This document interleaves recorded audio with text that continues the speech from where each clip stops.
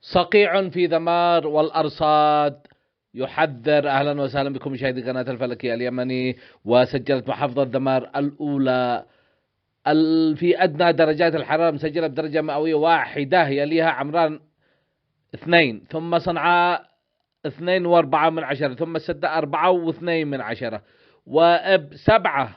يعني ما شاء الله في نعيم. فعتق فشبوة 10 درجات.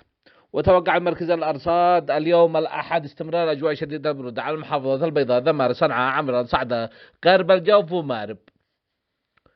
وأشار في نشرة جوية طلعت عليها مواقع الأرصاد إلى أن الأجواء تكون باردة وعلى هضبة حضرموت ومرتفعات محافظة شبوة، أبين، لحج، الضالع، تعز، ريمة، المحويد، وإب، وباردة نسبيا على بعض المناطق الصحراوية.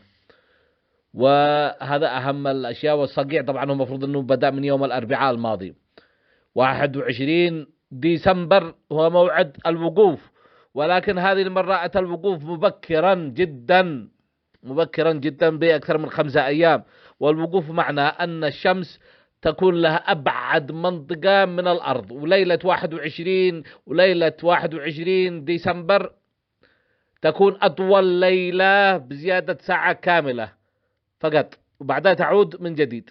ويمكن يستمر الوقوف إلى 10 أيام. وفي أمان الله، لأن الوقوف أيضا يعود من جديد. وفي أمان الله.